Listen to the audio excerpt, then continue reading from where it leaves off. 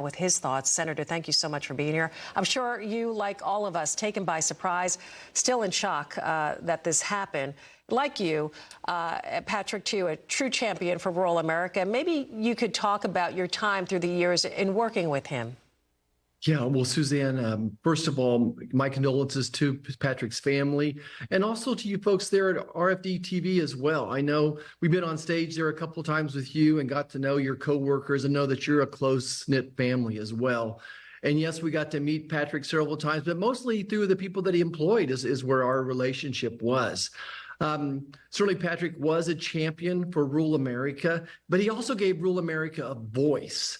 And what I think about is so much of American culture is driven at the breakfast table, the lunch table, the dinner table, and farmers and ranchers were honored to already be at that table with their food. But Patrick gave us a voice at that table as well.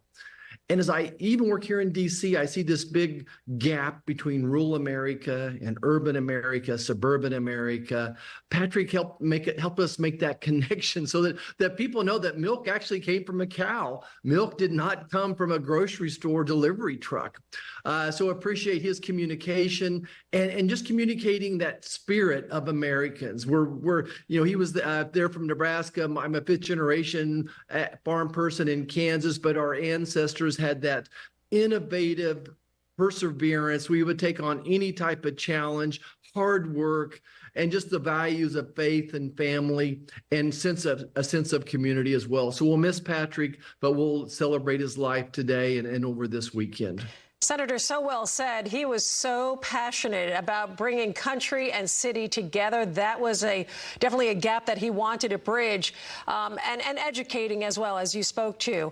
But having the platform here of RFDTV to highlight the mission of agriculture, of course, that had never been done, and that's why we like to call him a visionary, to have achieved that when a lot of naysayers said, you're crazy, you cannot have a channel dedicated to agriculture in rural America. But, of course, thank God he didn't listen to anybody. So having the opportunity, say for you and the rest of the team up there on the Hill, you talk about having that ability to talk about the issues here on RFD-TV, to be able to speak to rural America.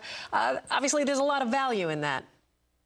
Absolutely. It's great to give us a platform to be a word of encouragement to our farmers and ranchers. They have plenty of adversities that they're continue to face. Mother Nature is still a pretty tough lady to compete with out there. So as we work on a farm bill, a great example, last night, the House passed a farm bill that puts farm back in the farm bill. I'm so proud of G.T. Thompson's work over there and his committee. So it gives our farmers and ranchers who have been up several hours already today, fed the cows and now they're out, probably back home, probably planting some corn still as well. So they're hard at it, to get an encouraging word from you all. One other piece I wanted to mention, though, is don't underestimate the entertainment value. It is so hard to find wholesome entertainment. And what you all have done at RFD-TV is give us some wholesome entertainment, give us something good to think about, and then kind of blend in something that's important to us in rural America, like the weather, like what the markets are doing, and then what's going on, maybe internationally or nationally as far as agriculture goes. No, the major news stations, they don't want to talk about agriculture, but you all have embraced it, and we're grateful. Thank you so much, Senator, for saying that. And Patrick was very passionate about entertainment and, of course, traditional country music, the ability to have the entire family gather around the TV and everybody watch. And that was a big thing, making television the way it used to be. So thank you for speaking to that. U.S. Senator